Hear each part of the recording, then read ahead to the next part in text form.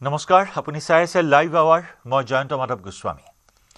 শ্ৰীভূমিত এগৰাকী মহিলাক হানি খুশি হত্যা কৰিলে প্ৰতিবেশী নিখা মাতৃৰ সৈতে শুই থকা অৱস্থাত চোকা অস্ত্ৰেৰে আক্ৰমণ কৰে হাজনা বেগম নামৰ মহিলাগৰাকীক এই ঘটনা সংঘটিত হৈছে শ্ৰীভূমি জিলাৰ উত্তৰ কৰিমগঞ্জৰ মিৰ্জাপুৰ গাঁৱত মাজনিখা ওচৰৰে শেৰালিপুৰ গাঁৱৰ সাব্বিৰ আহমেদে হত্যা কৰে মহিলাগৰাকীক বাহাৰুদ্দিন নামৰ লোকজনৰ পত্নীক সন্তান আৰু মাতৃৰ সৈতে শুই থকা অৱস্থাতে হানি খুশি হত্যা কৰে এই ঘটনাত মহিলাগৰাকীৰ মাতৃও আহত হয় গুৰুতৰভাৱে নিখা ঘৰৰ দুৱাৰ ভাঙি প্ৰৱেশ কৰিছিল সাব্বিৰ আহমেদে জানিব পৰামতে বহু দিনৰ পৰা দুটি সন্তানৰ মহিলাগৰাকীক ফোন যোগে প্ৰেমৰ প্ৰস্তাৱ দি আহিছিল সাব্বিৰ আহমেদে মহিলাগৰাকীয়ে প্ৰেমৰ প্ৰস্তাৱ অমান্য কৰাত ব্ল্যাকমেইল কৰি আহিছিল সাব্বিৰে ডিমাপুৰত কৰ্মৰত সাজনা বেগমক হাৰাশাস্তি কৰাৰ কথা জানিছিল স্বামীয়ে মহিলাগৰাকীয়ে সাব্বিৰ আহমেদৰ প্ৰস্তাৱত সঁহাৰি নিদিয়াত ডেগাৰেৰে হানি খুশি হত্যা কৰাৰ সন্দেহ কৰা হৈছে নিখা সাব্বিৰ আহমেদৰ আক্ৰমণৰ সময়ত মাতৃ ৰানু বিবিয়ে চিঞৰ বাখৰ কৰাত ওচৰ চুবুৰীয়া ওলাই আহিছিল যদিও আক্ৰমণকাৰী সাব্বিৰ আহমেদ পলাই যাবলৈ সক্ষম হয় ইতিমধ্যে ঘাতক সাব্বিৰ আহমেদক গ্ৰেপ্তাৰ কৰিছে আৰক্ষীয়ে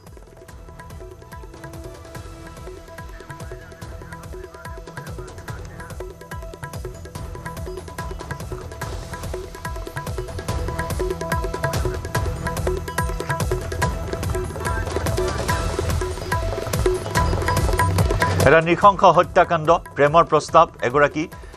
বিবাহিতা মহিলা দুই সন্তানৰ মাতৃক প্ৰেমৰ প্ৰস্তাৱ দিছিল এগৰাকী সেই ভুক্তভোগী মহিলাগৰাকীৰ মাতৃ এই মহিলাগৰাকীকো আক্ৰমণ কৰা হয় এইগৰাকী বৃদ্ধাৰ সন্মুখতে নিজৰ কন্যাক নিখংসভাৱে হত্যা কৰে সাব্বিৰ আহমেদ নামৰ সেই লোকজনে দীৰ্ঘদিনৰ পৰা প্ৰেমৰ প্ৰস্তাৱ দি আহিছিল আৰু সেই প্ৰেমৰ প্ৰস্তাৱ প্ৰত্যাখ্যান কৰাৰ বাবে এই ভয়ংকৰ হত্যাকাণ্ড এক নৃশংস হত্যাকাণ্ড সংঘটিত কৰে ইতিমধ্যে হত্যাকাৰী সাব্বিৰ আহমেদক আৰক্ষীয়ে গ্ৰেপ্তাৰ কৰিবলৈ সক্ষম হৈছে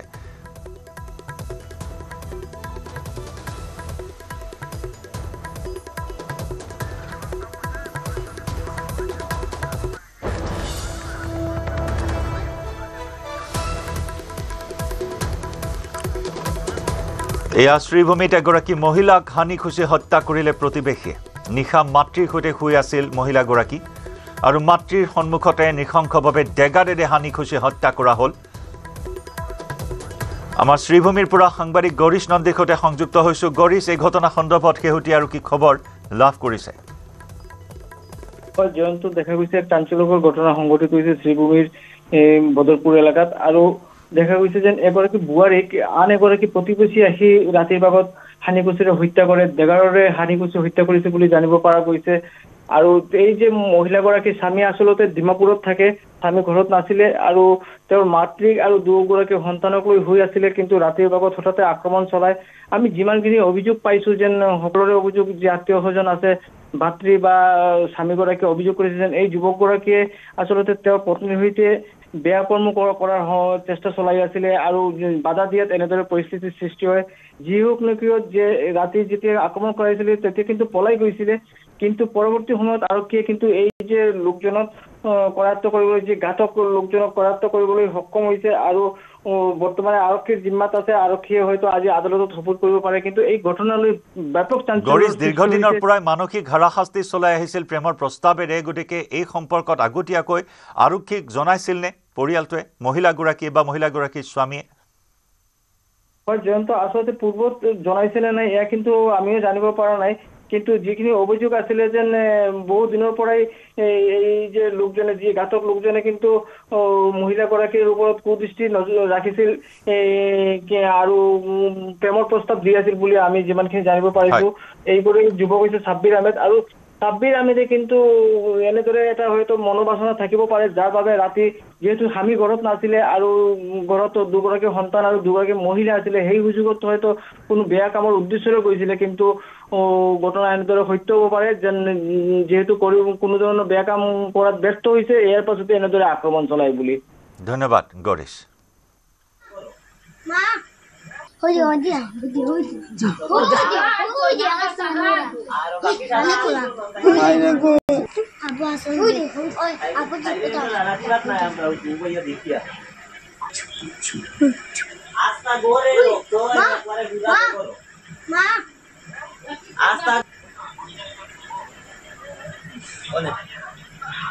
এয়া আমি দেখুৱাইছো অতি হৃদয় বিদাৰক এটি দৃশ্য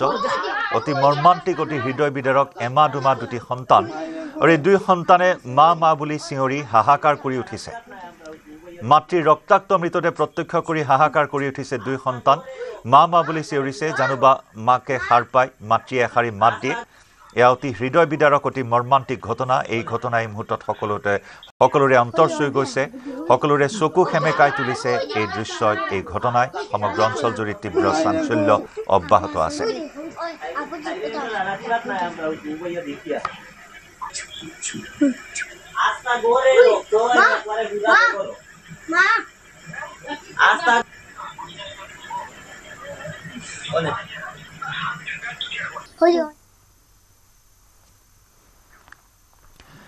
অসমত বিশেষ প্ৰশিক্ষণ গ্ৰহণ কৰিলে গোৱা আৰক্ষীয়ে গোৱাৰ প্ৰায় 700 আৰক্ষীৰ পাছিং আউট পেৰেডত অংশগ্ৰহণ দেৰগাঁৱৰ লাচিত বৰফুকন পুলিচ একাডেমীত দীক্ষান্ত সমাৰোহৰ আয়োজন কৰা হয় গোৱা আৰক্ষীৰ 700 কনিষ্ঠবলৰ দীক্ষান্ত সমাৰোহ এই অনুষ্ঠানত অংশগ্ৰহণ কৰে গোৱাৰ মুখ্যমন্ত্ৰী প্ৰবীণ সাৱন্তে অসমৰ মুখ্যমন্ত্ৰী হিমন্ত বিশ্ব শৰ্মা আৰক্ষী সঞ্চালক প্ৰধান হৰমিত সিঙৰ অংশগ্ৰহণ লগতে অনুষ্ঠানত উপস্থিত থাকে গোৱাৰ আৰক্ষী সঞ্চালক প্ৰধানৰ লগতে কেইবাজনো শীৰ্ষ আৰক্ষী বিষয়া আজি পুৱা 7 বজাৰ পৰা দুই ৰাজ্যৰ আৰক্ষীৰ এই বিশেষ কাৰ্যসূচী ৰূপায়ণ কৰা হয়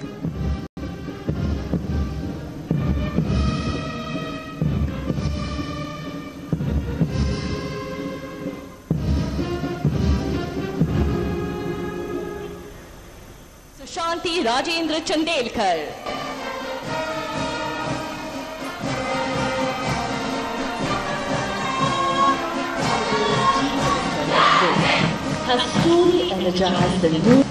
हमारे लिए आज परम सौभाग्य की बात है कि लासित बरफुकन पुलिस एकेडमी में गोवा पुलिस के 700 कैडेट को ट्रेनिंग करने के लिए हमें मौका मिला और आज एक सुंदर पासिंग आउट पैरेड का भी प्रदर्शन हुए लासित बरफुकन पुलिस एकेडमी में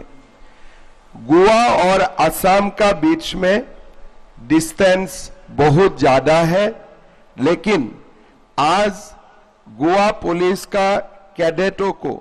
ट्रेनिंग करने का मौका देके गोवा सरकार ने गोवा और असम का जो डिस्टेंस था जो हमारे बीच का जो ज्योग्राफिकल डिस्टेंस थे इसको बहुत करीब लेके आया है मैं गोवा पुलिस का सारे रिक्रूट कांस्टेबल्स को कैडेट्स को बहुत बहुत अभिनंदन करता हूं आज से आप देश का सेवा के लिए प्रस्तुत है आपने देश सेवा के लिए शपथ लिए मैं विश्वास करता हूं कि आप लोग गोवा की जनता को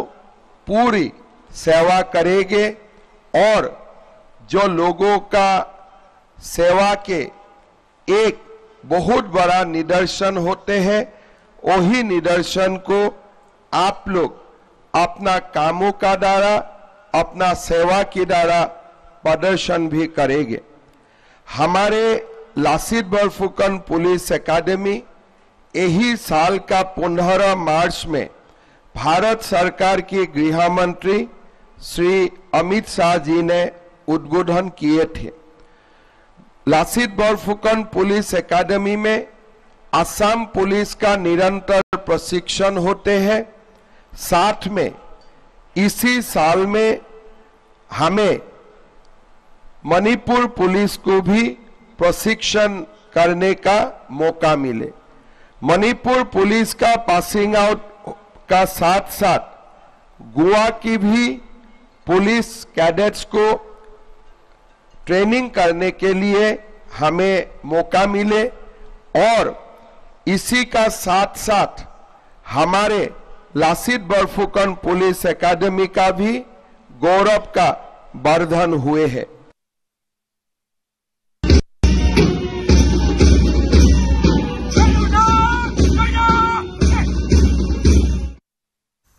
সমাগত ৭৯ সংখ্যক স্বাধীনতা দিৱস খানাপাৰাত স্বাধীনতা দিৱসৰ কেন্দ্ৰীয় কাৰ্যসূচী আৰক্ষী অৰ্ধসামৰিক বাহিনী স্কাউট এণ্ড গাইড এনচিচি আৰু শিক্ষাৰ্থীৰ পেৰেডৰ অনুশীলন অব্যাহত খানাপাৰা পশু চিকিৎসা মহাবিদ্যালয় খেলপথাৰত কটকটীয়া নিৰাপত্তা বেষ্টনী গঢ়ি তোলা হৈছে মুখ্যমন্ত্ৰী হিমন্ত বিশ্ব শৰ্মাই উত্তোলন কৰিব স্বাধীনতা দিৱসৰ পতাকা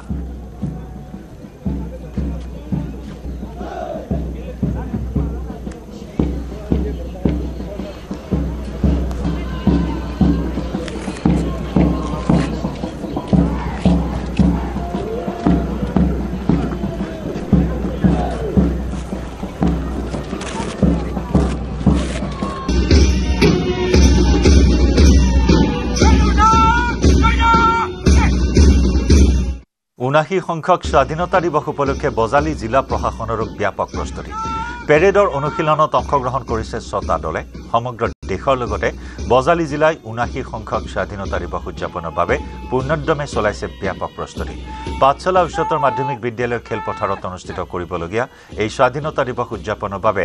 বজালী বিদ্যালয় মহাবিদ্যালয়ৰ ছাত্ৰ-ছাত্ৰীৰ লগতে আৰক্ষী জোৱানে অব্যাহত ৰাখিছে পেৰেডৰ অনুশীলন স্বাধীনতা দিৱসৰ প্ৰাক্ষণত যাতে কোনো ধৰণৰ অপ্ৰীতিকৰ ঘটনা সংঘটিত নহয় তাৰ বাবেও বজালী আৰক্ষী প্ৰশাসন সম্পূৰ্ণৰূপে তৎপৰ হৈ অব্যাহত ৰাখিছে তালাচী অভিযান ইতিমধ্যে আপোনালোকে দেখিছে স্কুলৰ ল'ৰা ছোৱালী আহি পেলাই আমাৰ আৰক্ষীৰ লগত একেলগে কুচকাৱাজৰ অনুশীলন তেওঁলোকে কৰি আছে আৰু বজালী প্ৰশাসন বিশেষকৈ বজালী আৰক্ষী প্ৰশাসন আমি আগন্তুক 15 আগষ্ট যে সুকলমে হৈ যায় তাৰ বাবে আমি সচেতন হৈছোঁ পেৰেড প্ৰেক্টিছৰ লগতে পেৰেড প্ৰথমে ভালকৈ হৈ যায় আৰু তাৰ লগতে সুকলমে যাতে হৈ যায় ৰাইজে যাতে উদযাপন কৰিব পাৰে সেই দিনটো সেই বিষয়ত আমি দৃষ্টি ৰখা হৈছে এইবাৰ বৰ্তমানলৈকে 6টা আমাৰ ছাত্ৰ-ছাত্ৰীৰ দল স্কুলৰ দল আছে আৰু লগতে আমাৰ দুটা এটা 20 ডিভিজনৰ আৰু এটা আমাৰ ডিষ্ট্ৰিক্টৰ দল আছে আৰু কাইলৈ পৰহিলে আৰু এড হ'ব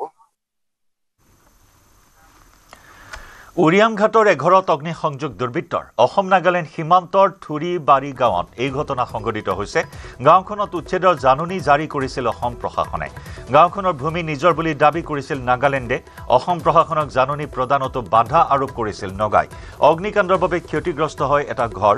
সালাম নামৰ লোকজনৰ ঘৰত অগ্নিসংযোগ কৰে কোনো দুৰ্বৃত্তই এখন বাইকত আহি দুই দুৰ্বৃত্তই সংঘটিত কৰে এই ঘটনা কেন্দ্ৰ কৰি সমগ্ৰ অঞ্চলটোত অব্যাহত আছে উত্তেজনা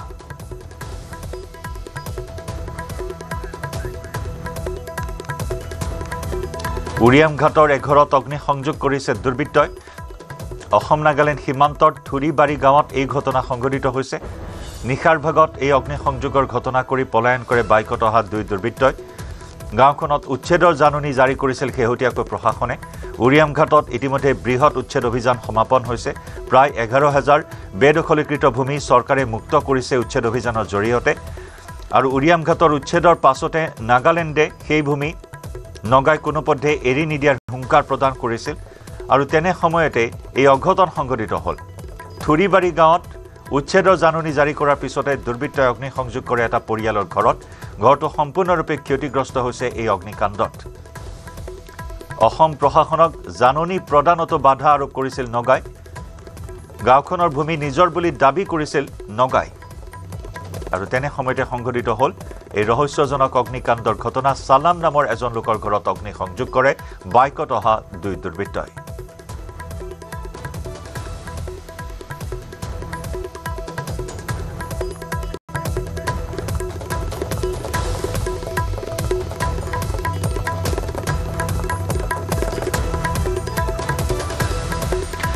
ঘটনাস্থলীৰ পৰা আমাৰ সতীৰ্থ সাংবাদিক দেৱাশিষ গৌতমৰ সৈতে সংযুক্ত হৈছোঁ দেৱাশিষ তীব্ৰ উত্তেজনা অব্যাহত আছে উচ্ছেদ অভিযানক লৈ তাতে আৰু নগাই দাবী কৰি আহিছে যে সেই ভূমি নগাই কোনোপধ্যে এৰি নিদিয়ে থুৰিবাৰী গাঁৱত নিশা এই ঘটনা সংঘটিত হ'ল দুৰ্বৃত্তৰ কিবা সন্ধান এই মুহূৰ্তত লাভ কৰিবলৈ সক্ষম হৈছে নে নাই আৰক্ষী নিশ্চিতভাৱে জয়ন্ত কালি ৰাতি 8:30 বজাত অসম নাগালেণ্ড সীমান্তৱৰ্তী বিদ্যাপুৰ থুৰিবাৰী গাঁৱত এক সন্দেহজনক অগ্নিকাণ্ড ঘটনা সংঘটিত হৈছিল আৰু মই পোনে পোনে সেই দৃশ্য দেখুৱাবলৈ অনুৰোধ কৰিছো। মই বৰ্তমান এই থুৰিবাৰী গাঁৱত আছো আৰু এই থুৰিবাৰী গাঁৱৰ এই বাসগৃহটো ছালাম আলী নামৰ এই বাসগৃহটোৱে কালি ৰাতি অগ্নিসংযোগ ঘটনা সংঘটিত হৈছিল, যাৰ ফলত সম্পূৰ্ণভাৱে ভস্মীভূত হৈছে আৰু সন্দেহজনক এক অগ্নিকাণ্ড ঘটনা সংঘটিত হৈছিল। যিহেতু প্ৰথম পৰ্যায়ৰ যি উচ্ছেদ অভিযান শান্তিপূৰ্ণভাৱে পাৰ হোৱাৰ পিছত কালি কেনেকে কি পৰিস্থিতিত এই ঘৰটোত অগ্নিসংযোগ হ'ব পাৰিলে এতিয়া সকলোৰে মুখে মুখে সেইটো প্ৰশ্ন উঠিছে। আৰু এটা কথা ক'ব লাগিব জয়ন্ত যে যিহেতু এই অঞ্চলটো এই থুৰিবাৰী অঞ্চলটো কিন্তু প্ৰথম পৰ্যায়ত উচ্ছেদ হোৱা নাছিল, কিন্তু পৰৱৰ্তী সময়ত প্ৰথম পৰ্যায়ত উচ্ছেদৰ সময়ত যেতিয়া জাননী দিবলৈ আহিছিল নগালোকে বাধা প্ৰদান কৰিছিল, কিন্তু পৰৱৰ্তী সময়ত এই গাঁওখন কিন্তু জাননী দিয়া হৈছিল আৰু এই গাঁওখন উচ্ছেদৰ বাবে প্ৰায় সংখ্যক মানুহ আঁতৰি গৈছিল। কিন্তু তাৰপিছত কালি কি পৰিস্থিতিত এই অগ্নিকাণ্ড ঘটনা সংঘটিত হ'ল, কিন্তু সেই ৰহস্য সৃষ্টি কৰিছে। মূলত বৰ্তমান উপস্থিত আছে সদৌ অসম ছাত্ৰ সন্থাৰ বিষয় বিভাগসকল। কি ক'বা, কালি ৰাতি ৰহস্যজনক অগ্নিকাণ্ড ঘটনা সংঘটিত হৈছে, কি ক'বা এই মুহূৰ্তত? আচলতে অসম নাগালেণ্ড ৰেংমা বনাঞ্চলৰ প্ৰথম পৰ্যায়ৰ উচ্ছেদৰ পাছত দ্বিতীয় পৰ্যায়ৰ উচ্ছেদ হোৱাৰ আচলতে এইখিনি জাননী পাইছিল থুৰিবাৰী অঞ্চল, অসম নাগালেণ্ডৰ সীমামূৰীয়া অঞ্চলত থুৰিবাৰী গাঁওখনে। আচলতে জাননী পোৱাৰ পাছত তেখেতলোকে নিজে ঘৰসমূহ ভঙাৰ পাছত আচলতে আমি গম পাইছো যে নগা ব্যক্তিসকলে জাননী দিবলৈ আহোঁতে তেখেতলোকে বাধা প্ৰদান কৰিছিল। অসম প্ৰশাসন আৰু নাগালেণ্ড প্ৰশাসনৰ লগত আলোচনা কৰি তেখেতলোকে সেই ক্ষেত্ৰত মীমাংসালৈ আহে। কিন্তু তাৰ পিছত তেখেতলোকে নগা ব্যক্তিসকলে সেই মুছলিম ব্যক্তিসকলক বা মিয়া ব্যক্তিসকলক তেখেতলোকে মানে একেলগে তেখেতলোকে কালি ঘৰটো ভাঙিছিল। তাৰ পাছত আচলতে ৰাতি কোনো দুষ্কৃতিকাৰী আহি আচলতে ইয়াত অগ্নিসংযোগ কৰে। আমি এটা কথা গম পাইছো যে নগা ব্যক্তিসকলে সেই মিয়া ব্যক্তিসকলক বা অচিনাকি মানে অবৈধ বেদখলকাৰীসকলক সহযোগত আচলতে তেখেতলোকে অগ্নিসংযোগ কৰা আমি আচলতে ৰহস্যৰ গোন্ধ পাইছো। আৰু প্ৰশাসনো আমাৰ আচলতে তৃতীয় পক্ষ শক্তি আছে বুলি অৱগত কৰিছে। আৰু এটা কথা ক'ব বিচাৰিছো, যিহেতু অসম নাগালেণ্ডৰ সীমামূৰীয়া অঞ্চল, এই অঞ্চলত আচলতে বিভিন্ন সময়ত নগাৰ আগ্ৰাসন আমি দেখিবলৈ পাইছো, নগাৰ দপদপনি আমি দেখিবলৈ পাইছো। কোনো কাৰণত যাতে অসমৰ মাটি 1 ইঞ্চিও আচলতে নগাই দখল কৰিব নোৱাৰে, এই ক্ষেত্ৰত মাননীয় মুখ্যমন্ত্ৰীগৰাকীয়ে যিটো স্থিতি প্ৰকাশ কৰিছে সেইটো ক্ষেত্ৰত আমি আদৰণি জনাইছো। কিন্তু এটা কথা ক'ব বিচাৰিছো, এই ক্ষেত্ৰত আচলতে মাটি নিদিয়াৰ পৰিলক্ষিতত আচলতে আমি ছাত্ৰ সন্থাই তেখেতলোকে আদৰণি জনাইছো। কিন্তু অসমীয়া ব্যক্তিসকলৰ যাতে বা সেই ব্যক্তিসকলে যাতে কোনো কাৰণত আকৌ নগা ব্যক্তিসকলে ঘৰ জ্বলাব নোৱাৰে, এই ক্ষেত্ৰত আচলতে অসম প্ৰশাসনক আমি কটকটীয়া পুনৰ নিৰাপত্তা দিবৰ বাবে অনুৰোধ জনাইছো। আৰু ইয়াত এটা CRPF যদিও আচলতে বেটেলিয়ান আছে, কিন্তু তাৰ ক্ষেত্ৰত আচলতে অসম বেটেলিয়ান এটা স্থাপন কৰিবৰ বাবে আমি ছাত্ৰ সন্থাৰ তৰফৰ পৰা আচলতে এই অঞ্চলৰ ৰাইজসকলক নিৰাপত্তা দিবৰ ছাত্ৰ সন্থাৰ তৰফৰ পৰা আমি দাবী জনাইছো। নিশ্চিতভাৱে এই অঞ্চলটোৰ ৰাইজসকলক নিৰাপত্তা দিব দাবী উত্থাপন কৰিছে। মই পুনৰবাৰ দেখুৱাব বিচাৰিছো কেমেৰা পাৰ্চনত যদি সম্ভৱ হয়, এই ঘৰটোৱে হয়, এই ঘৰটোৱে কালি নিশা যিটো ঘৰত অগ্নিসংযোগৰ ঘটনা সংঘটিত হৈছিল আৰু অগ্নিসংযোগৰ ঘটনা সংঘটিত হোৱাৰ পিছতে এই অঞ্চলটো বিশেষকৈ তীব্ৰ চাঞ্চল্যৰ সৃষ্টি হৈছিল, সকলোৱে ভীতিগ্ৰস্ত হৈ পৰিছিল। বিশেষকৈ কালি ৰাতি আৰু এটা ঘটনা বিকাশ সংঘটিত হৈছিল যে কালি যেতিয়া এই অগ্নিকাণ্ডৰ ঘটনা সংঘটিত হৈছিল, তাত কিছু স্থানীয় লোকে চাবলৈ যেতিয়া আহিছিল, নগালোকৰ লগত সংঘাত হোৱা এক বাতৰি হৈ পাইছিল। কি ক'বা এই মুহূৰ্তত? আচলতে আমি পূৰ্বতে কৈছো যে যিসকল মানে তেখেতলোকে আমাৰ বড়ো ভাইসকল যেতিয়া এই অঞ্চলটোলৈ আহিছিল বা তেখেতলোকে জুই জ্বলোৱা খবৰ পোৱাৰ পিছতে তেখেতলোকে যেতিয়া আহিছিল আৰু নগা ব্যক্তিসকলো আহিছিল আৰু তেখেতলোকৰ মাজত বিভিন্ন মতানৈক্য হৈছিল বা তেখেতলোকে ধৰক মানে নিজৰ এই অঞ্চলটোক মানে নগা ব্যক্তিসকলে আমাৰ বুলি দাবী কৰিছিল আৰু আমাৰ ব্যক্তিসকলে আমাৰ বুলি দাবী কৰিছিল। আমি এটা কথা ক'ব বিচাৰিছো, অসম প্ৰশাসনে তেখেতলোকক জাননী দিছে যে দ্বিতীয় পৰ্যায়ত এই ঘৰটো উচ্ছেদ হ'ব থুৰিবাৰী অঞ্চল আৰু চালামাৰী নামৰ ব্যক্তিগৰ ঘৰটোত। কিন্তু নগা ব্যক্তিসকলে তেখেতলোকে কৈছে যে এই অঞ্চলটো আমাৰ আৰু আমাৰ ব্যক্তিসকলৰ মানে বাক বিতণ্ডা হৈছে। আচলতে আমি এটা কথা ক'ব বিচাৰিছো, কোনো কাৰণত যাতে এইসকল ব্যক্তি এনেধৰণৰ তৃতীয় পক্ষীয় শক্তি লগ হৈ আচলতে অসমৰ মাটিত যাতে অপৰিতিকৰ পৰিস্থিতিৰ সৃষ্টি কৰিব নোৱাৰে, তাৰ ক্ষেত্ৰত আচলতে অসম প্ৰশাসনক আমি কটকটীয়া নিৰাপত্তা দিবৰ বাবে আমি দাবী জনাইছো। নিশ্চিতভাৱে অসম চৰকাৰক দাবী জনাইছে কটকটীয়া নিৰাপত্তা দিবলৈ। মূলত কেইবাজনো স্থানীয় সংগঠনৰ বিষয়ববীয়া আছে, তেওঁলোকৰ যাব বিচাৰিছো। আমাৰ এই ঘৰটো জ্বলাই দিছিলে, এই ঘৰৰ মালিকৰ নামটো কি কৈছিলে? চালাম বুলি ব্যক্তিজনৰ ঘৰটো নগা দুৰ্বৃত্তই জ্বলাই দিছিলে। আৰু শুনিছো আমি মানে ইয়াত নগা দুৰ্বৃত্ত আহি পেলাই মানে 5 জাই গুলি ফুটাইছে বুলি আমি গম পাইছো। আমি সেইটো কাৰণে অসম চৰকাৰ তথা আমাৰ হিমন্ত বিশ্ব শৰ্মাৰ মামাক আমি অনুৰোধ জনাইছো যেন আমাৰ ইয়াত নিৰাপত্তাৰক্ষীৰ এটা কেম্প দিব লাগে, আমি নহ'লে সুৰক্ষিত নহয়। সেইটো কাৰণে আমাৰ খিলঞ্জীয়া সুৰক্ষিতৰ কাৰণে আমাৰ AP বেটেলিয়ন হওক বা CRPটো মানে আপোনাৰ নগা পক্ষৰে লয়, আমাক আছাম ৰাইফল বা AP বেটেলিয়নৰ কেম্প এটা দি পেলাই যেন আমাৰ এই খিলঞ্জীয়া অসমীয়া মানুহখিনিক যেন সহায় কৰে। আৰু আমাৰ সেইটোৱে আমাৰ উৰিয়ামঘাট আঞ্চলিক চুতীয়া ছাত্ৰ সন্থাৰ ফালৰ পৰা আমি মানে বিশ্বজিৎ দাকো আমি অনুৰোধ জনাইছো যেন আমাক ইয়াত এটা বেটেলিয়ন কেম্প বা আছাম ৰাইফলৰ কেম্প এটা দিয়ে যেন। ইয়াত কালি গুলীবৰ্ষণৰ ঘটনা ঘটি হৈছিল নেকি? যোৱাকালি আমি এতিয়া শুনিছো ওচৰৰ ৰাইজে কৈছে আমাক মানে ইয়াত 5 জাই নে 6 জাই গুলিও ফুটিছে বুলি কোৱা শুনিছো। সেইটো কাৰণে আমাক মানে আমাৰ নিৰাপত্তাৰ মানে হিনত বহি আছো আমি গোটেই খিলঞ্জীয়া ৰাইজ, আমাৰ উৰিয়ামঘাটৰ যিখিনি আমি খিলঞ্জীয়া ৰাইজ আছো তেওঁলোকৰ মানে নিৰাপত্তাহীনত ভুগি থকাৰ কাৰণে আমি উৰিয়ামঘাট আঞ্চলিক চুতীয়া ছাত্ৰ সন্থাৰ ফালৰ পৰা আমি মামাক অনুৰোধ জনাইছো যেন ইয়াত আমাক CRP নথৈ আছাম ৰাইফল বা AP বেটেলিয়ন কেম্প দি আমাক যেন সহায় কৰে, এয়াই আমাক অনুৰোধ। হয় জয়ন্ত এতিয়া দাবী এটা অভিযোগ উত্থাপন হৈছে যে কালি নিশা কেৱল অগ্নিকাণ্ডৰ ঘটনাই নহয়, ইয়াত কালি গুলী প্ৰশাসনৰ ঘটনা সংঘটিত হৈছিল। কালি 6 জাই গুলী ফুটিছিল বুলি তেওঁলোকে দাবী উত্থাপন কৰিছে আৰু স্থানীয় লোকে বোলে এই কথা অভিযোগ কৰিছে। মই পুনৰবাৰ দেখুৱাব বিচাৰিছো যে জয়ন্ত এই ঘৰটোৱে কালি নিশা যিটো অগ্নিকাণ্ডৰ ঘটনা সংঘটিত হৈছিল, অগ্নিকাণ্ডত সম্পূৰ্ণভাৱে ভস্মীভূত হৈ পৰিছিল। আৰু এই ঘটনাটোৰ পিছত কিন্তু যি শান্তিপূৰ্ণ উচ্ছেদ অভিযান চলিছিল, সেই শান্তিপূৰ্ণ উচ্ছেদ অভিযানৰ পিছত কিন্তু এই ঘটনাবোৰে কিছু সীমান্তবৰ্ষী যিখিনি অসমীয়া মানুহ আছে, অসমীয়া মানুহক ভীতিগ্ৰস্ত কৰি তুলিছে। বিকাশ, আকৌ তোমাৰ ওচৰলৈ আহিছো। আৰু এটা অভিযোগ উত্থাপন হৈছে যে কালি 6 জাই গুলী ফুটিছিল ইয়াত। আমি পূৰ্বতে কৈছিলো যে অসম নাগালেণ্ড এটা সীমামূৰীয়া অঞ্চল, বিভিন্ন সময়ত নগাৰ আগ্ৰাসন বা নগাই দপদপনি দেখিবলৈ পাই আহিছো। আচলতে অসম প্ৰশাসনৰ লগতে আমি গৃহ বিভাগক এটা কথা অনুৰোধ কৰিব বিচাৰো, যিহেতু উচ্ছেদৰ পূৰ্বে এই অঞ্চলটোলৈ মাননীয় মুখ্যমন্ত্ৰীগৰাকীয়ে আমাৰ এই অঞ্চলটো পৰিদৰ্শন কৰিবলৈ আহিছিল। তেখেত অহাৰ পাছত আচলতে ইয়াত নিৰাপত্তাৰ ব্যৱস্থা যিটো ধৰণে আৰু কটকটীয়া কৰিব লাগিছিল, আৰু আমি অধিক কটকটীয়া আমি প্ৰশাসনক আচলতে ইয়াত নিৰাপত্তা দিবৰ বাবে অনুৰোধ জনাইছো। আৰু আছাম বেটেলিয়ান স্থাপন কৰি যাতে নগা ব্যক্তিসকলক বাধা কৰিবৰ বাবে আচলতে নগাৰ দুষ্কৃতিকাৰী আচলতে বাধা দিবৰ বাবে আচলতে অসম প্ৰশাসনে আচলতে ইয়াত গৃহ বিভাগে কটকটীয়া নিৰাপত্তা দিবৰ বাবে অনুৰোধ জনাইছো। আৰু স্থানীয় ব্যক্তিসকলৰ যাতে কোনো ভয় শংকা নাথাকে, এই ক্ষেত্ৰত আচলতে এটা নিৰাপত্তা স্থাপন কৰিবৰ বাবে অসম প্ৰশাসনৰ লগতে মাননীয় মুখ্যমন্ত্ৰীগৰাকীয়ে হস্তক্ষেপ বিচাৰিছো। আৰু যিহেতু আজি মুখ্যমন্ত্ৰীগৰাকী দেগাঁৱলৈ আহিছে, তেখেতে যাতে এই কথাটো অলপ গুৰুত্ব দিবৰ বাবে অনুৰোধ জনাইছো। যিহেতু তেখেতে উচ্ছেদৰ পূৰ্বে এই অঞ্চললৈ আহিছিল, আৰু দ্বিতীয় পৰ্যায়ৰ উচ্ছেদ নহওঁতে হ'বলৈ নাপাওঁতে আচলতে আজি তাৰিখত অগ্নিসংযোগ হৈছে। কাইলৈ ধৰক আমাৰ ব্যক্তিসকলে তেখেত নগা ব্যক্তিসকলে তেখেতে মাৰিম বুলি ভাবুকি প্ৰদান কৰিছে বা তেখেতলোকে গুলী ফায়াৰিং কৰিছে। আচলতে এইটো এটা ভীতিগ্ৰস্ত হৈছে অসমৰ ব্যক্তিসকল। আচলতে সেই ক্ষেত্ৰত আচলতে মাননীয় মুখ্যমন্ত্ৰীগৰাকীয়ে এই ক্ষেত্ৰত আৰু অধিক কটকটীয়া নিৰাপত্তা দিবৰ বাবে বা আছাম বেটেলিয়ান দিবৰ বাবে মাননীয় মুখ্যমন্ত্ৰীগৰাকীৰ লগতে গৃহ বিভাগ আমি দাবী জনাইছো। হয় জয়ন্ত, মই আৰু এটা দৃশ্য দেখুৱাব কৈছো। এই অঞ্চল থুৰিবাৰী অঞ্চলটো হৈছে অসম নাগালেণ্ড সীমান্তৱৰ্তী এটা অঞ্চল। যদি কেমেৰা পাছত দেখুৱাব সম্ভৱ হয়, এই দূৰত সেইখন যিখন আছে সেইখন নগা পাহাৰ হয়, নগা পাহাৰৰ সীমান্ত হয়। আৰু সীমান্তৰ লগত লাগি থকা এখন গাঁও থুৰিবাৰী। আৰু থুৰিবাৰী ঘটনা কালি সংঘটিত হোৱা ঘটনাটোৰ পিছত কিন্তু বিশেষকৈ এই অঞ্চলটো, এই বিদ্যাপুৰৰ পৰা আদি কৰি এই গোটেই অঞ্চল যিখিনি খিলঞ্জীয়া লোক বাস কৰে, খিলঞ্জীয়া লোকসকল ভীতিগ্ৰস্ত হৈ পৰিছে, ভয়ত আতংকিত হৈ পৰিছে। আৰু বিশেষকৈ যিহেতু একদম সীমামূৰীয়া, আৰু কালি ইয়াত যথেষ্ট সংখ্যক নগালোক আহি উপস্থিত হৈছিল। সেই নগালোক আহি ইয়াত বাক বিতংগা হৈছিলে। সেয়ে সকলো দাবী উত্থাপন কৰিছে জয়ন্ত যে এই অঞ্চলটোত সুৰক্ষাৰ ক্ষেত্ৰত কটকটীয়া ব্যৱস্থা গ্ৰহণ কৰিব লাগে, সুৰক্ষা ব্যৱস্থা কটকটীয়া কৰিব লাগে। লগতে এই ঘটনাটো যাতে পুনৰাবৃত্তি নহয়, সেইবাবে কিন্তু প্ৰতিটো দলসমূহে দাবী উত্থাপন কৰিছে। ইয়াত যি অসম চৰকাৰ, ৰাজ্য চৰকাৰে এই কি প্ৰত্যুত্তৰ দিয়ে নগাৰ এই মনোভাৱক বা নগাৰ এই দাবীৰ কি প্ৰত্যুত্তৰ দিয়ে বা প্ৰতিক্ৰিয়া প্ৰকাশ কৰে, সেয়া লক্ষণীয় হ'ব। আৰু লগতে স্থানীয় লোকৰ নিৰাপত্তা কেনেদৰে সুনিশ্চিত কৰে, সেয়া লক্ষণীয় হ'ব। দেৱাশিষ, আমি ধন্যবাদ জ্ঞাপন কৰিছোঁ আপোনাক।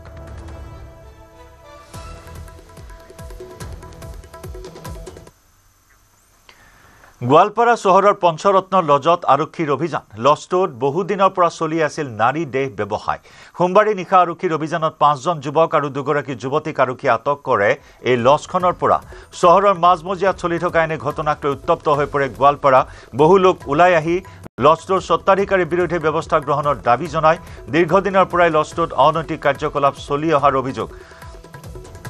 সৰু সৰু যুৱক যুৱতীয়ে ভিৰ কৰে এই লজটোত। আৰু যোৱা নিশাও এক উত্তপ্ত পৰিস্থিতিৰ সৃষ্টি হ'ল। এই ঘটনাক কেন্দ্ৰ কৰি দীৰ্ঘদিনীয়া অভিযোগ আছিল এই লজটোৰ বিৰুদ্ধে। পঞ্চৰত্ন লজত অসামাজিক কাৰ্যকলাপ বিনষ্ট কৰি আহিছে একাংশই।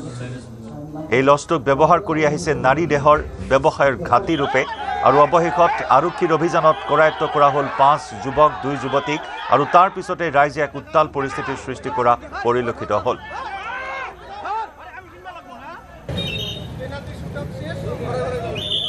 আজি এই মানুহখিনিক ইয়াৰ পৰা ধৰি লৈ গৈছে, আমি আৰক্ষীক ধন্যবাদ জনাইছোঁ। কিন্তু কালি যদি আমি দেখা পাওঁ সেই মানুহখিনি নাই বা সেই মানুহখিনিৰ বিৰুদ্ধে আৰক্ষীয়ে কোনো ধৰণৰ বিহিত ব্যৱস্থা যদি গ্ৰহণ নকৰে, তেতিয়াহ'লে কিন্তু আমি গোৱালপাৰাবাসী ৰাইজে কেতিয়াও এৰি নিদিওঁ। এই কথা একদম আৰক্ষী আয়ুক্ত মহোদয়কো আমি একদম ধুনীয়াভাৱে কৈ দিছোঁ। আৰক্ষী আয়ুক্ত মহোদয়, আপুনি এই যি ঘটনা আজি ঘটিল, এই ঘটনাৰ উচিত তদন্ত হ'ব লাগে। আৰু এই মানুহখিনিক ধৰি আপোনালোকে নাভাবিব যে নাৰী দেহ ব্যৱসায় গোৱালপাৰাৰ পৰা সমাপ্ত হৈ গৈছে। এনেকুৱা ব্যৱসায় হয়তো আৰু বিভিন্ন ঠাইত চলি আছে। আপোনালোকে তীব্ৰতৰ ইয়াৰ বিৰুদ্ধে আপোনালোকে তীব্ৰতৰ অভিযান চলাওক, মানুহখিনিক ধৰক। আৰু এই মানুহখিনিৰ পিছত কোন কোন ব্যক্তি ডাঙৰ মানুহ জড়িত হৈ আছে, সেই মানুহখিনিক ধৰিবলৈ আমি গোৱালপাৰাবাসী ৰাইজৰ ফালৰ পৰা আপোনালোকক অনুৰোধ জনালোঁ। কলিয়াবৰত হাতী মানুহৰ সংঘাতে তীব্ৰ ৰূপ ধাৰণ কৰিছে। শিলঘাটৰ কলিয়াবৰ চাহবাগিচাৰ বৰ লাইনত পুৱতি নিশা সংঘটিত হয় ভয়াৱহ ঘটনা। বন্যহস্তীৰ আক্ৰমণত নিহত সংগীতা শ্বেৰ নামৰ এগৰাকী যুৱতী। ঘৰৰ চোতালতে বন্যহস্তীয়ে আক্ৰমণ কৰে সংগীতা শ্বেৰ নামৰ যুৱতীগৰাকীক। সংকটজনক অৱস্থাত যুৱতীগৰাকীক কলিয়াবৰ মহকুমা অসামৰিক চিকিৎসালয়ত ভৰ্তি কৰে যদিও চিকিৎসকে মৃত ঘোষণা কৰে। কামাখ্যা সংৰক্ষিত বনাঞ্চলৰ পৰা ওলাই আহিছিল হাতী দুটা।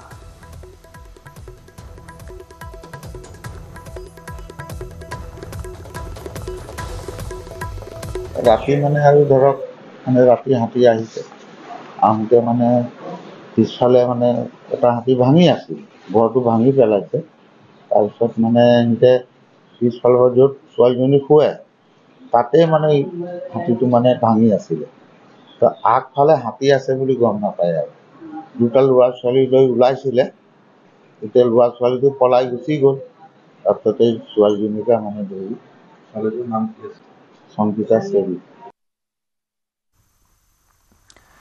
আমচাঙৰ পৰা খাদ্যৰ সন্ধানত জনাঞ্চলত ওলাই অহা আঘাতপ্ৰাপ্ত বন্যহস্তী এতিয়াও বিচৰণ কৰি আছে আমচিং যোৰাবাটৰ ভিন্ন অঞ্চলত। কঁঠালৰ গোন্ধ পাই বন্যহস্তীয়ে বগৰাই দিলে ৰাজপথৰ বাহন।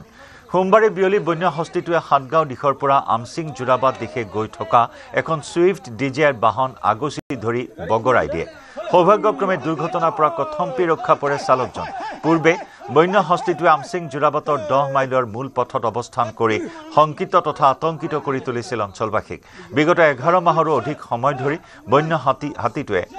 আমচিং অভয়াৰণ্যৰ সমীপৱৰ্তী বীৰকুছি, পাঞ্জাবাৰী আৰু শেহতীয়াকৈ আমচিং গাঁও পঞ্চায়তৰ অঞ্চলত মুক্ত বিচৰণ কৰি আছে।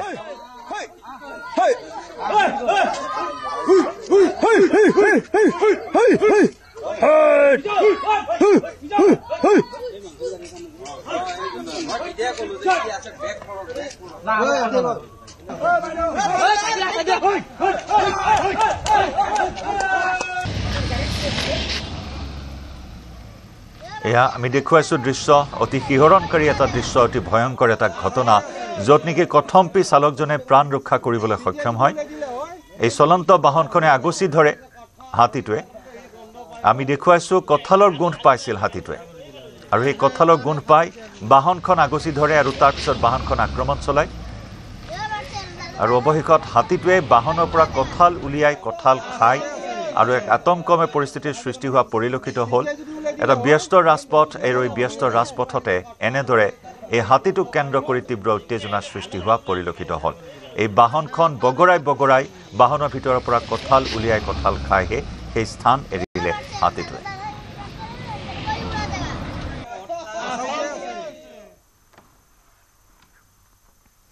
নিশা শিৱসাগৰৰ সিংহদ্বাৰৰ ডাম্পাৰ বিস্ফোৰণস্থলীত দণ্ডাধীশসহ আৰক্ষী বিষয়া উপস্থিত হৈ অভিযান চলাইছে। নিশা গুদামৰ তলা ভাঙি আৰক্ষী প্ৰশাসনিক বিষয়াৰ দলে চলালে অভিযান। নিউজ 18ৰ বাতৰি প্ৰচাৰৰ পিছতে তৎপৰ আৰক্ষী প্ৰশাসন। গোপন চেম্বাৰ সংযোজিত ডাম্পাৰখন জব্দ কৰিলে অভিযানকাৰী দলে। অৰ্ধনিৰ্মিত RCC ঘৰটোৰ তলত নিৰ্মাণ কৰা গোপন চেম্বাৰৰ পৰা সংগ্ৰহ খাৰুৱা তেলৰ নমুনা ফৰেনচিক পৰীক্ষাগাৰলৈ প্ৰেৰণ কৰিব। তেলৰ নমুনা জেচিবিৰ সহায়ত ধ্বংসপ্ৰাপ্ত টিনৰ চালি আঁতৰাই নিজৰ জিম্মাত ল'লে ডাম্পাৰখন। দণ্ডাধীশে চিল কৰিলে জেলিল আলী, আব্দুল আলীৰ চোৰাং তেলৰ ঘাটি। এতিয়াও সুংসূত্ৰ নাই গভাইত তেল চোৰ আব্দুল আৰু জেলিলৰ। বিস্ফোৰণস্থলীৰ অবৈধ গুদামত এতিয়াও আৰু দুটা গোপন তেলৰ চেম্বাৰ থকাৰ সন্দেহ কৰা হৈছে। এতিয়াও জব্দ কৰিবলৈ আছে পাম্প, ড্ৰাম, চিলিণ্ডাৰ, দুখন বাহনসহ বৃহৎ পৰিমাণৰ আপত্তিজনক সামগ্ৰী। উল্লেখযোগ্য যে শিৱসাগৰৰ সিংহদ্বাৰত শনিবাৰে চোৰাং ক্ৰুড অইল সৰবৰাহ কৰা এখন ডাম্পাৰৰ ওপৰ অংশ তেল কঢ়িওৱা টেংকাৰ হিচাপে নিৰ্মাণ কৰি থাকোঁতেই প্ৰচণ্ড বিস্ফোৰণ ঘটে। এই দুৰ্ঘটনাত জেলিল আহমেদ আৰু মুজাক্কিৰ আলী নামৰ 2 শ্ৰমিক গুৰুতৰভাৱে আহত হয়। কেম্পাছটোৰ চৌহদতে নিৰ্মাণ কৰা আন এটা পকী টেংকিত উদ্ধাৰ হৈছিল কেইবা হাজাৰ লিটাৰ চোৰাং ক্ৰুড অইল। শিৱসাগৰৰ পৰা আমাৰ সাংবাদিক প্ৰদীপ গগৈৰ সৈতে সংযুক্ত হৈছোঁ। প্ৰদীপ, ইতিমধ্যে দণ্ডাধীশৰ উপস্থিতিত শীৰ্ষ আৰক্ষী বিষয়াই অভিযান আৰম্ভ কৰিছে। শেহতীয়া আৰু কি খবৰ লাভ কৰিছে এই ঘটনা সন্দৰ্ভত? হয়, যোৱা 9 আগষ্টৰ বিয়লি এই আচলতে এটা বিস্ফোৰণ হৈছিলে সেই গুদামটোত, আৰু তাৰ পিছতে এই সমগ্ৰ ঘটনা পোহৰলৈ আহে। কিন্তু এই সন্দৰ্ভত আমি ধাৰাবাহিকভাৱে বাতৰি পৰিৱেশন অব্যাহত ৰাখিছো আৰু কিন্তু এটা কথা মন কৰিবলগীয়া যে এই পৰ্যন্ত কিন্তু মূল যি মাষ্টাৰ মাইণ্ড এই চোৰাং তেলৰ কাৰবাৰ চলাই থকা যি ৰমৰমীয়া বেহা চলাই আছে মূল যি মাষ্টাৰ মাইণ্ড তথা সেই কেম্পাছটোৰ গৰাকী যিটো কেম্পাছত এই কাণ্ড হৈ আছিলে তাৰ যি দুজন মূল ব্যক্তি আবুল আলী আৰু জেলিল আলী সেই দুজনক বৰ্তমানেও শিৱসাগৰ আৰক্ষীয়ে কৰায়ত্ব কৰিবলৈ সক্ষম হোৱা নাই কিন্তু ৰহস্যজনক কাৰণত কালিলৈকে তেওঁলোকে আৰক্ষীয়ে বা প্ৰশাসনে সেই গুদামটো চিল কৰা নাছিলে কিন্তু কালি আমি নিউজ 18 নৰ্থ ইষ্টত কালি পুৱাৰ ভাগতো আমি বাতৰি সম্প্ৰচাৰ কৰিছিলোঁ আৰু তাৰ পিছতে যোৱা নিশা শিৱসাগৰ আৰক্ষীৰ এটা উচ্চপদস্থ আৰক্ষী দল আৰু দণ্ডাধীশ উপস্থিত হৈ সেই গুদামটোত অভিযান চলাই সেই যিখন ডাম্পাৰ আচলতে অবৈধভাৱে টেংকাৰলৈ আচলতে ৰূপান্তৰিত কৰিব বিচাৰিছিলে নিৰ্মাণ কৰি আছিলে সেই ডাম্পাৰখন ইতিমধ্যেই জব্দ কৰিছে নিশাই সেই ডাম্পাৰখন তুলি অনা আমি প্ৰত্যক্ষ কৰোঁ আৰু তাৰপিছত ডাম্পাৰখনৰ লগতে তাত থকা কেতবোৰ সামগ্ৰী ইতিমধ্যে জব্দ কৰিছে কিন্তু এতিয়াও বহু সামগ্ৰী আৰক্ষীয়ে জব্দ কৰিবলৈ বাকী আছে তাত কেতবোৰ পাম্প আছে মটৰ আছে বৈদ্যুতিক মটৰ আছে সেইবিলাকে যিবিলাক ব্যৱহাৰ কৰিছে আচলতে এই চোৰাং তেল সৰবৰাহ বা গাড়ীত উঠোৱা নমোৱা এইবিলাক কৰিবলৈ সেইখিনি কৰিবলৈ বাকী আছে আৰু তাত এতিয়াও আচলতে 1000 লিটাৰো অধিক খাৰুৱা তেল অবৈধ খাৰুৱা তেল মজুত আছে টেংকিৰ ভিতৰত তাত কেৱল যে এই যি ডাম্পাৰখন তেওঁলোকে আচলতে ওপৰত যাতে কম পৰিমাণে বালি কঢ়িয়াই নিব পাৰে আৰু তাৰ তলৰ ভাগত যাতে তেল নিব পাৰে তেনেধৰণে আচলতে নিৰ্মাণ কৰি আছিলে আমি যদি মনত পেলাওঁ দক্ষিণাত্যৰ যিখন পুষ্পা নামৰ চলচ্চিত্ৰখন সেই পুষ্পা চলচ্চিত্ৰত যি ধৰণে আচলতে চন্দন কাঠৰ চোৰাং বেহা কৰিবলৈ নতুন কৌশল অৱলম্বন কৰিছিলে ঠিক তেনেকৈ এই ডাম্পাৰখনত তলৰ ভাগত আচলতে ডাম্পাৰখনৰ প্ৰায় 80% টেংকাৰ যিবিলাক আমাৰ তেল সৰবৰাহ কৰা টেংকাৰ সেই টেংকাৰ হিচাপে তেওঁলোকে তাত নিৰ্মাণ কৰি আছিলে আৰু ওপৰৰ অংশত বালি নিব পৰাকৈ ব্যৱস্থা কৰিছিলে গতিকে সেই কাণ্ড কৰি থাকোঁতে এই বিস্ফোৰণ হৈছিলে আৰু এই বিস্ফোৰণৰ ফলতে আচলতে এনেধৰণৰ এই ঘটনা পোহৰলৈ আহে আৰু এতিয়াও জয়ন্ত মন কৰিবলগীয়া কথা যে তাত সেই চৌহদটোত ভূগৰ্ভত প্ৰায় 2টামান বৃহৎ তেওঁলোকে টেংকি নিৰ্মাণ কৰি দিছে যেনেকে শৌচাগাৰ নিৰ্মাণ কৰা হয় ঠিক তেনেধৰণে মাটিত টেংকি নিৰ্মাণ কৰি থৈছে য'ত তেওঁলোকে সেই চোৰাং ক্ৰুড অইল আচলতে মজুত ৰাখে আৰু ইয়াত সেইদিনাও সেইবিলাক কামেই চলাই আছিলে আৰু তেনে অৱস্থাত আচলতে বিস্ফোৰণ হয় এতিয়া মূল প্ৰসংগটো হ'ল যে এই যিটো সিন্ডিকেট চক্ৰ এই সিন্ডিকেট চক্ৰটোৰ মূল মাষ্টাৰ মাইণ্ড দুজন এতিয়াও পলাতক হৈ আছে তেওঁলোকক গ্ৰেপ্তাৰ কৰিবলৈ কেৱল তেওঁলোকে দুজনেই নহয় তেওঁলোকৰ পৰিয়ালো বৰ্তমান সংযুক্ত নাই পৰিয়ালো নিশ্চয় প্ৰদীপ মূল অভিযুক্ত আৰক্ষী জালত পৰিলে হয়তো আৰু বহুখিনি বিস্ফোৰক তথ্য সন্মুখলৈ আহিব এই নেক্সাছটোৰ ধন্যবাদ জ্ঞাপন কৰিছোঁ তিনিচুকীয়া সদৰ থানাৰ সন্মুখত নিশা অভাৱনীয় পৰিস্থিতিৰ সৃষ্টি বহু যুৱক যুৱতীৰ পৰা বেংকত সিকিউৰিটি গাৰ্ডৰ চাকৰি দিয়াৰ নামত ধন সংগ্ৰহ কৰাৰ অভিযোগত এজনক আটক তিনিচুকীয়াৰ এটা বেংকত সিকিউৰিটি গাৰ্ড হিচাপে কৰ্মৰত ধৃত চাবুৱাৰ উৎপল গোহাঁই বিভিন্ন স্থানৰ 200ৰো অধিক যুৱক যুৱতীৰ পৰা বেংকত সিকিউৰিটি গাৰ্ডৰ চাকৰি দিয়াৰ নামত 3ৰ পৰা 7,000 টকা সংগ্ৰহ কৰিছে ইতিমধ্যে বহু যুৱকক SKS কোম্পানীৰ নামত ভুৱা নিযুক্তি পত্ৰ দিছিল যদি যোগদান কৰাব পৰা নাছিল তাৰ পাছতে যুৱকসকলে উৎপল গোহাঁই কৰায়ত্ব কৰি তিনিচুকীয়া সদৰ আৰক্ষী থানাত চমজাই দিয়াত আৰক্ষীয়ে জিম্মাত লৈ জেৰা অব্যাহত ৰাখিছে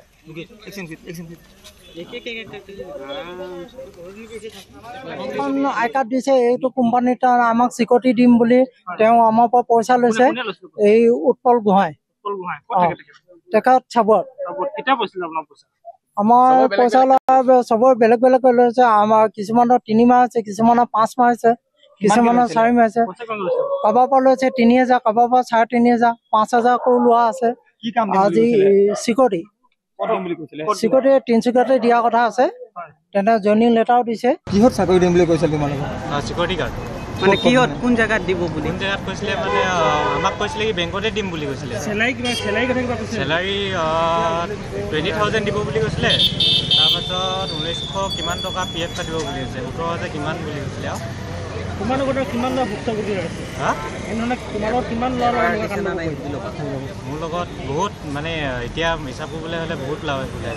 তথাপি কিমান এতিয়াতো মিনিমাম 100 আপ হৈ যাব জম্মু কাশ্মীৰৰ দুদাত হৰ ঘৰ ত্ৰিৰংগা যাত্ৰা প্ৰায় 1.5 কিলোমিটাৰ দৈৰ্ঘ্যৰ ত্ৰিৰংগা যাত্ৰা ৰূপায়ণ কৰা হৈছে দেশজুৰি 79 সংখ্যক স্বাধীনতা দিৱসৰ কাৰ্যসূচী হিচাপে দুদাত সুদীৰ্ঘ হৰ ঘৰ ত্ৰিৰংগা যাত্ৰা উলিওৱা হয় দেশৰ ভিন্ন প্ৰান্তত হৰ ঘৰ ত্ৰিৰংগা যাত্ৰা স্বাধীনতা দিৱসৰ প্ৰাক্ষণত এই ত্ৰিৰংগা যাত্ৰা বাহিৰ কৰা হৈছে দিল্লীত কেন্দ্ৰীয় মন্ত্ৰী কিৰেণ ৰিজিজুৱে অংশগ্ৰহণ কৰে হৰ ঘৰ ত্ৰিৰংগা যাত্ৰাৰ কাৰ্যসূচীত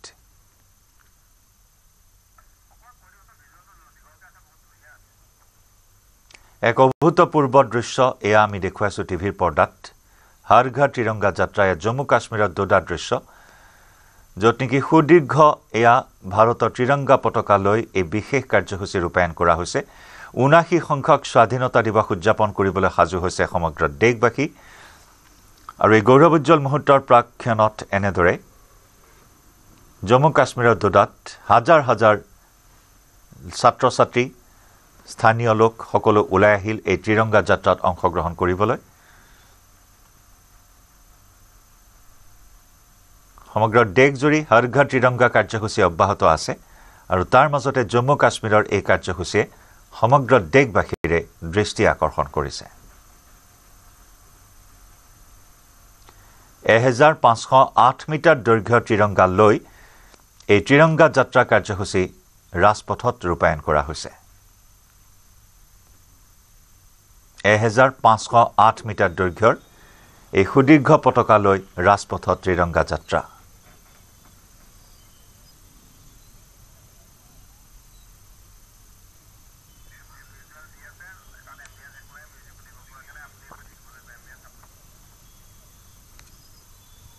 সমুখত 15 আগষ্ট এইবাৰ সমগ্ৰ দেশবাসীয়ে 79 সংখ্যক স্বাধীনতা দিৱস উদযাপন কৰিব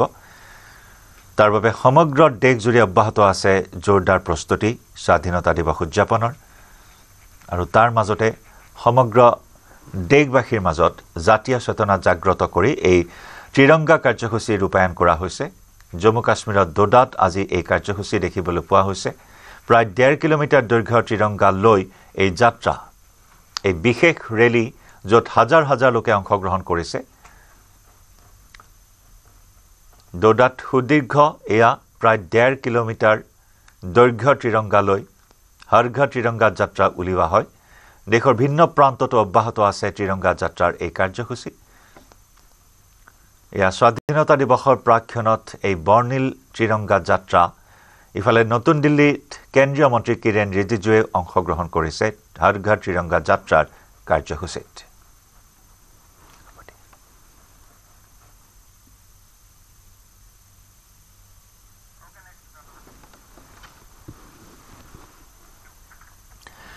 নিজৰ বাণিজ্য নীতিক লৈ ট্ৰাম্পে এইবাৰ ৰাছিয়াক লৈ আৰম্ভ কৰিছে বিতৰ্কিত মন্তব্য ৰাছিয়াৰ ৰাষ্ট্ৰপতি ভ্লাদিমিৰ পুটিনৰ সৈতে হ'বলগীয়া বৈঠকৰ পূৰ্বে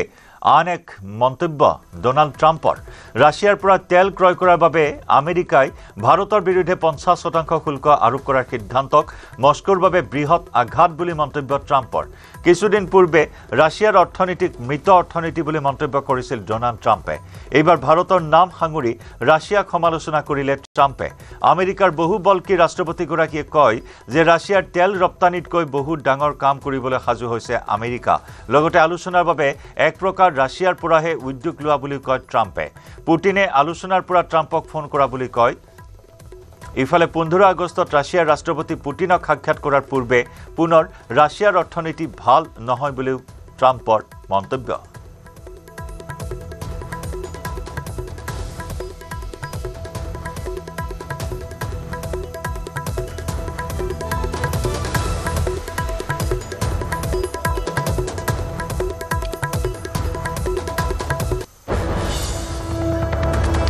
উল্লেখযোগ্য যে অহা 15 আগষ্টত আলাস্কাত ট্ৰাম্প আৰু পুটিন এক বৈঠকত মিলিত হ'ব। ৰাছিয়াৰ পৰা খাৰুৱা তেল ক্ৰয় কৰা দ্বিতীয় বৃহত্তম ক্ৰেতা হৈছে ভাৰত আৰু সেই ভাৰতক যেতিয়া আমেৰিকাই তেল ক্ৰয় কৰিলে 50% শুল্ক আৰোপ কৰিব বুলি কয় সেয়া এক প্ৰকাৰ ডাঙৰ আঘাত বুলি ক'লে ট্ৰাম্পে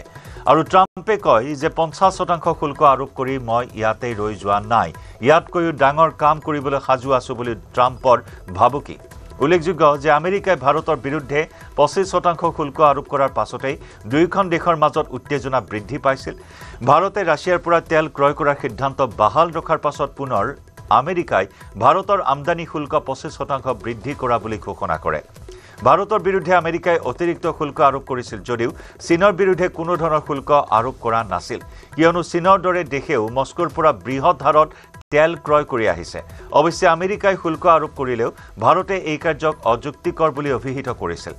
ভাৰতৰ সৈতে ৰাছিয়াৰ সম্পৰ্কক লৈ ইউৰোপীয় ইউনিয়নৰ প্ৰভাৱক আমেৰিকাই স্বীকাৰ কৰিব বিচৰা নাই। আনফালে ৰাছিয়াৰ পৰা তেল নিকিনিবলৈও ভাৰতক বাধা দিলেও আমেৰিকাই কিন্তু ৰাছিয়াৰ পৰা ইউৰেনিয়াম হেক্সাফ্ল'ৰাইড ক্ৰয় কৰি আছে। সাংবাদিকৰ আগত ৰাছিয়াৰ পৰা ইউৰেনিয়াম হেক্সাফ্ল'ৰাইড ক্ৰয় কৰা সন্দৰ্ভত নাজানো বুলি মন্তব্য কৰিছিল ট্ৰাম্পে।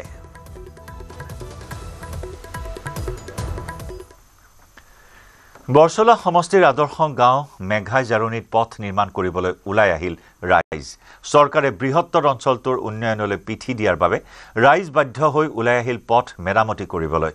মেঘাই জাৰণী গাঁওখনক আদৰ্শ গাঁও হিচাপে ঘোষণা কৰি চমক দিছিল চৰকাৰে। আদৰ্শ গাঁও হিচাপে ঘোষণা কৰিলে যদিও প্ৰকৃতাৰ্থত গাঁওখনত উন্নয়নৰ নামত একোৱেই নকৰিলে চৰকাৰে, যাৰ বাবে ৰাইজে দান বৰঙণি তুলি পথ মেৰামতি কৰিবলগীয়া হৈছে। কেৱল মেঘাই জাৰণীৰ পথেই নহয়, কেইবাটাও পথত থকা দলংসমূহৰো অৱস্থা বিধ্বস্ত প্ৰায়। বহুকেইটা পথত বৰষুণ দিলে একাঁঠু পৰ্যন্ত বোকা হয়। স্থানীয় বিধায়ক গণেশ কুমাৰ লিম্বুৱে কেৱল নিৰ্বাচনৰ সময়তহে গাঁওখনলৈ ভোট বিচাৰি আহে। উন্নয়নৰ সময়ত বিধায়ক গণেশ লিম্বুক দেখা নাপায় ৰাইজে।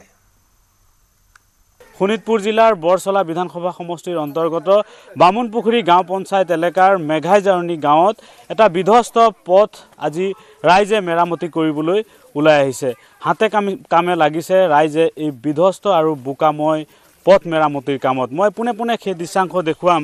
এয়া এটা জৰাজীৰ্ণ পথ আৰু বিগত বহু বছৰৰ পৰাই এই পথটি এনেধৰণেই পৰি আছিল আৰু এই পথটিত ৰাইজে জমৰ যন্ত্ৰণা ভোগ কৰি আহিছিল। কিন্তু বিভাগীয় কৰ্তৃপক্ষ, চৰকাৰ, জনপ্ৰতিনিধি আৰু গাঁও পঞ্চায়তে কোনো ধৰণৰ এই পথটো নিৰ্মাণৰ ক্ষেত্ৰত ব্যৱস্থা গ্ৰহণ নকৰিলে। বিগত বহু বছৰৰ পৰাই ৰাইজে এই পথটো নিৰ্মাণৰ বাবে দাবী জনাই আহিছিল যদিও আজি কোপতি এই পথটো নিৰ্মাণ হৈ নুঠাত আজি ৰাইজে এনেধৰণে ওলাই আহি নিজে শ্ৰমদান কৰিছে আৰু এই পথটি মেৰামতিৰ কামত তেওঁলোকে এনেধৰণে ওলাই অহা পৰিলক্ষিত হৈছে। মই স্থানীয় লোকসকল আছে, কথা পাতিম তেওঁলোকৰ সৈতে। কি গাঁও আৰু কিমান দিনৰ পৰা এনেকুৱা হৈ আছে এইটো? এইটো মেঘাই জাৰণী হয়। মেঘাই জাৰণী গাঁৱত এইটো কয় কি বোলে যে এইটো ৰাস্তাৰ বিষয়লৈ কিমানবাৰ কথা কোৱা হৈছে, এবাৰ নহয় 10 বছৰ ধৰি আজি হৈয়ে আছে এনেকুৱা ৰাস্তাটো যে বহুতবাৰ কোৱা হৈ গৈছে। আমাৰ বিজেপি চৰকাৰ আহিছে, বিজেপি চৰকাৰকো কোৱা হৈছে, কোৱাৰ পিছতো আজিলৈকে ৰাস্তাটো মেৰামতি কৰা নাই।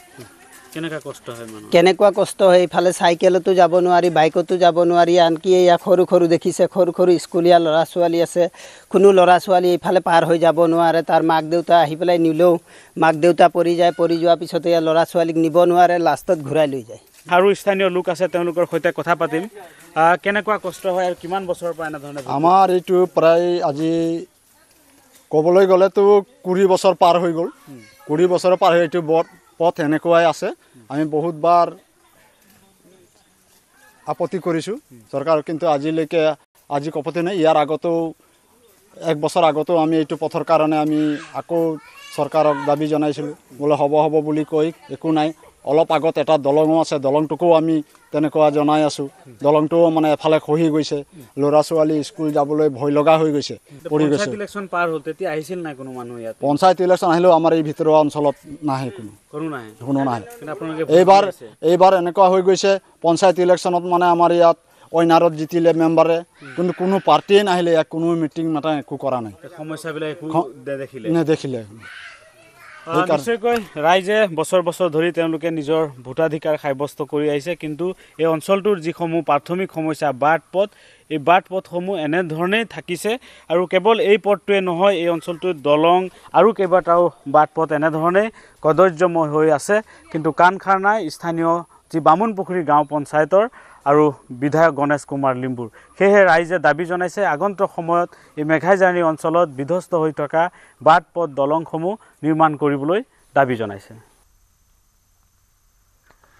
মহানগৰী পাহাৰৰ উচ্ছেদত ন্যায়ালয়ৰ স্থগিতাদেশ গুৱাহাটী উচ্চ ন্যায়ালয়ে দিলে পুনৰ স্থগিতাদেশৰ নিৰ্দেশ 19 আগষ্টলৈকে প্ৰশাসনে উচ্ছেদ চলাব নোৱাৰিব গুৱাহাটীৰ পাহাৰত প্ৰশাসনে উচ্ছেদ চলাব নোৱাৰিব কোনো এখন বনাঞ্চলত উচ্ছেদিত অঞ্চলসমূহ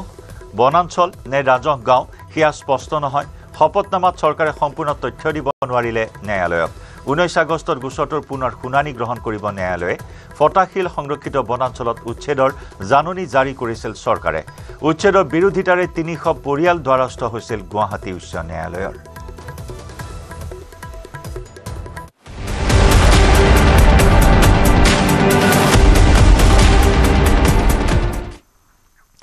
শেহতীয়াকৈ ভাৰত পাকিস্তানৰ মাজত পুনৰ সৃষ্টি হৈছে উত্তেজনাৰ এইবাৰ ইছলামাবাদৰ পৰা আৰম্ভ হৈছে সংঘাত ইছলামাবাদত থকা ভাৰতীয় উচ্চায়ুক্তৰ কাৰ্যালয়ৰ কৰ্মচাৰীসকলৰ ওপৰত নিষেধাজ্ঞা আৰোপ কৰিছে পাকিস্তান চৰকাৰে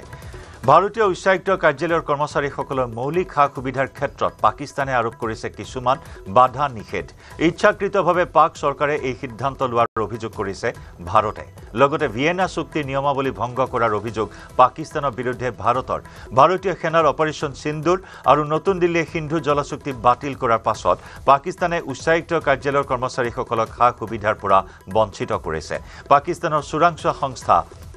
ISIৰ পৰিকল্পনা অনুসৰিয়েই প্ৰতিশোধকল্পে ভাৰতীয় উচ্চায়ুক্তৰ কাৰ্যালয়ৰ কৰ্মচাৰীসকলক মৌলিক সা-সুবিধাসমূহৰ পৰা বঞ্চিত কৰাৰ অভিযোগ তথ্য অনুসৰি পাকিস্তানৰ ইছলামাবাদত থকা ভাৰতীয় উচ্চায়ুক্তৰ কাৰ্যালয়ত ৰন্ধন গেছৰ পাইপৰ সংযোগ বিচ্ছিন্ন কৰা হৈছে ইচ্ছাকৃতভাৱে কাৰ্যালয়লৈ ৰন্ধন গেছৰ যোগান বন্ধ কৰিছে পাকিস্তান চৰকাৰে কেৱল ইমানেই নহয় পাকিস্তানী ৰন্ধন গেছ ব্যৱসায়ীসকলক ভাৰতীয় কৰ্মচাৰীক ৰন্ধন গেছৰ চিলিণ্ডাৰ বিক্ৰী নকৰিবলৈও নিৰ্দেশ দিছে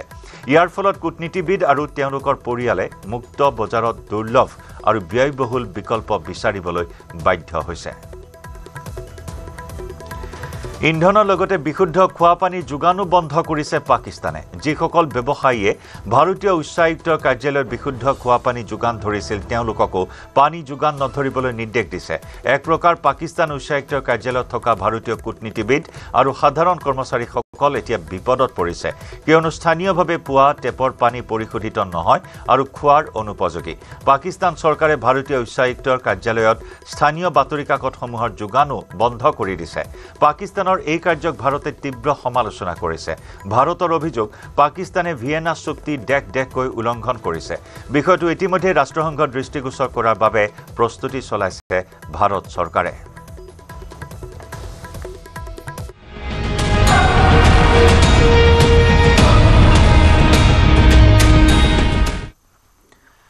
পাকিস্তানৰ ভাৰত বিৰোধী এনে বহু কাৰ্যকলাপক লৈ এতিয়া তীক্ষ্ণ দৃষ্টি ৰাখিছে ভাৰতে ইতিমধ্যে পাকিস্তানৰ স্বৰূপ প্ৰকাশ হৈছে সেনা প্ৰধান তথা ফিল্ড মাৰ্শাল আসিম মুনিৰৰ বক্তব্যত আমেৰিকাৰ পৰা ভাৰতৰ বিৰুদ্ধে দিয়া মন্তব্যৰ পাছতে ভাৰত চৰকাৰ সাজু হৈ আছে পাকিস্তানৰ পৰা আহিব পৰা যিকোনো ভাবুকি প্ৰতিহত কৰিবলৈ ভাৰতীয় বায়ু সেনাই প্ৰতিৰক্ষাৰ দিশটো আৰু অধিক শক্তিশালী কৰিবলৈ উদ্যোগ গ্ৰহণ কৰিছে বায়ু সেনাই 114খন ৰাফেল বিমান ক্ৰয় কৰাৰ বাবে ফ্ৰান্সলৈ প্ৰস্তাৱ প্ৰেৰণ কৰিছে G2G চুক্তিৰ জৰিয়তে ভাৰতীয় বায়ু সেনাই ফ্ৰান্সৰ পৰা শীঘ্ৰেই 114খন অতিৰিক্ত অত্যাধুনিক ৰাফেল যুদ্ধ বিমান ক্ৰয় কৰাৰ পথত অপাৰেশ্যন সিন্দুৰৰ সময়ত ভাৰতৰ বায়ু সেনাৰ পৰাক্ৰম দেখিবলৈ পোৱা হৈছিল পাকিস্তানৰ বিৰুদ্ধে পাকিস্তানী বায়ু সেনা 11টাকৈ গুৰুত্বপূৰ্ণ বিমান ঘাটিত থানবান কৰি দিছিল ভাৰতীয় বায়ু সেনা বাহিনীয়ে এইবাৰ ৰাফেল বিমানেৰে ভাৰতীয় বায়ু সেনাই নিজৰ শক্তি বৃদ্ধি কৰাৰ বাবে প্ৰস্তুতি চলাইছে পাকিস্তানৰ ফিল্ড মাৰ্শাল আসিম মুনিৰে ভাৰতৰ পূব দিশৰ পৰা আক্ৰমণ কৰাৰ ভাবুকি দিয়াৰ পাছতে ভাৰতীয় সেনাৰ ইষ্টাৰ্ণ কমাণ্ডে সোঁৱৰাই দিছে পাকিস্তানক এটা বিশেষ পোষ্ট যোগে ইষ্টাৰ্ণ কমাণ্ডে ভাৰত পাকিস্তানৰ 1971 চনৰ যুদ্ধৰ কথা সকীয়াই দিয়ে 1971 চনৰ 11 আগষ্টত ভাৰতৰ ওচৰত প্ৰায় 60,000ৰো অধিক পাকিস্তানী সেনাই আত্মসমৰ্পণ কৰিবলগীয়া হৈছিল সেই সময়ত পূব পাকিস্তান খ্যাত বৰ্তমান বাংলাদেশত পাকিস্তানী সেনাই ভাৰতৰ সৈতে প্ৰত্যক্ষভাৱে যুদ্ধত লিপ্ত হৈছিল যদিও শোচনীয় পৰাজয় বৰণ কৰিবলগীয়া হৈছিল শেহতীয়াকৈ ভাৰতীয় সেনাৰ ইষ্টাৰ্ণ কমাণ্ডে 1971 চনৰ ভাৰত পাক যুদ্ধৰ বিজয়ৰ চিন স্বৰূপে বাতৰি কাকতৰ কেইখনমান ছবি সংলগ্ন কৰি এটা পোষ্ট দিছে আৰু এই পোষ্টটোৱে এক প্ৰকাৰ পাকিস্তানক খকিয়নি প্ৰদান কৰিছে কি কৈছিল সেই সময়ত তাক এবাৰ যেন মনত পেলাই দিছে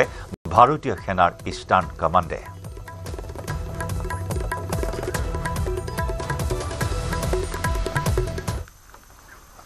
ইয়াৰ সৈতে সময় হ'ল লাইভ আৱাৰৰ পৰা বিদায় লোৱাৰ নমস্কাৰ